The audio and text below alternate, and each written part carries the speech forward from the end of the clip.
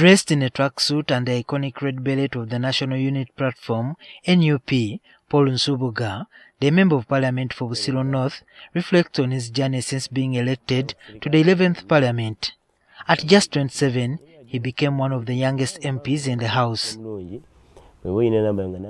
In his early years as a legislator, Nsubuga found that his youth made it difficult for him to have a voice in parliamentary debates. Senior MPs would often scrutinize his contributions and those of his fellow young colleagues, questioning their capacity to address matters of national importance. This, Nsubuga says, felt like an underestimation of their potential. There are some MPs who used to tell us that, you know what, you should not speak on the floor of Parliament before consulting us.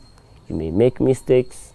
Then we are like, in case you're not determined, you start chickening out. But remember, when they are sending you to Parliament, they say you should be senior 6 and above. A person of senior 6 is able to express himself on the floor of Parliament. Despite this challenge, Nsubuga refused to be silenced. He remained determined to speak out whenever the opportunity arose. So for us, we just insisted, and we are like, build your brand, let me build my brand. So as Nsubuga Po, I actually had to look for ways of catching the eye of the speaker. You very well know that whenever you're going to present on the floor of Parliament, you first have to plead. Whenever you're presenting a matter of national importance, there is an office you first consult. During his first term, Nsubuga faced a legal battle when his academic credentials were questioned in an election petition. His opponents claimed that he had submitted false documents to the Electoral Commission, challenging his right to represent Busiro North. After years of legal proceedings, from the High Court to the Court of Appeal, Nsubuga emerged victorious, maintaining his seat.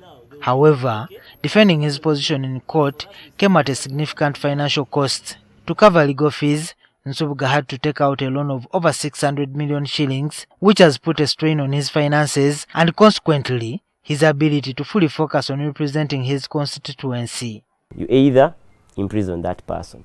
So the amount of money, if I can tell you, close to 600 plus millions, running a petition for 3 years, a court petition, so that cannot live here actually the same. If I may ask you, at 27, what do you expect me to be having? I have a poor family background, but I was voted because people loved me. So going there, that means I had to incur the little I could be earning in Parliament to make sure that I facilitated this petition. And on top of that, that amounts to what we call a loan. As the first opposition MP to win Busiro North since the National Resistance Movement NRM took power, Nsubuga's victory brought both pride and challenges. He acknowledges that his position has come with obstacles, but he is determined to overcome them for the benefit of his constituency. Maybe on the other side, those we call them those government-sided people who think that we have to work with them. What they tell you that, you know what, in case you want us to chop the loan off, work with us, do this, do this. But that's not what took me to Parliament. The moment I do that, I'll have betrayed my people. So, truth be told, that petition disturbed me a lot. It is still disturbing me, but I stand bold because I stand on the values of the National Unity Platform. I stand on the values of that Uganda we want to liberate.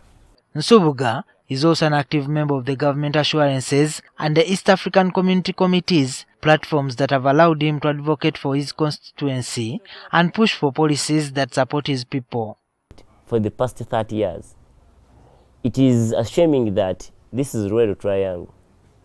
We don't even have any tarmac road in my constituency, apart from the Hoima Road, but for us, we are fighting for what belongs to us. On various occasions, I've stood bold, both on the floor of Parliament and even in our committees, fighting for what belongs to us. That is Kachiri, Masuri, Tamaware Road. Actually, connecting that with the electricity, the power project, electricity in Magugu, that side. So when I stand on the floor, fighting for what belongs to us, that makes sense to my people, the people I represent. In addition to parliamentary work, Nsubuga is pursuing a law degree. This has been a long-standing dream of his, and he hopes that the legal knowledge he gains will help him in his legislative role and allow him to offer legal counsel to his community. It's every paper. So that means I qualify for law. And even where I am at Uganda Christian University, I'm among the best performing students because I take my time to be in class. I took my time to finish the diploma in law because I knew what I want. Having given a chance by people of Busiro North, why could I misuse that chance? I'm still a young man. You give me a chance of 5 years. Tuition there. I can grab the little man and I pay for my tuition because Before entering politics, Nsubuga was the manager of the Busiro County football team, which competes in the Masaza Cup football tournament. He credits his time in sports as one of the driving forces behind his decision to enter politics. His mentor, however, remains Robert Kyagulanyi, the president of the National Unity Platform, who continues to inspire him as he seeks re-election for a second term. Juma Kiirya, NTV.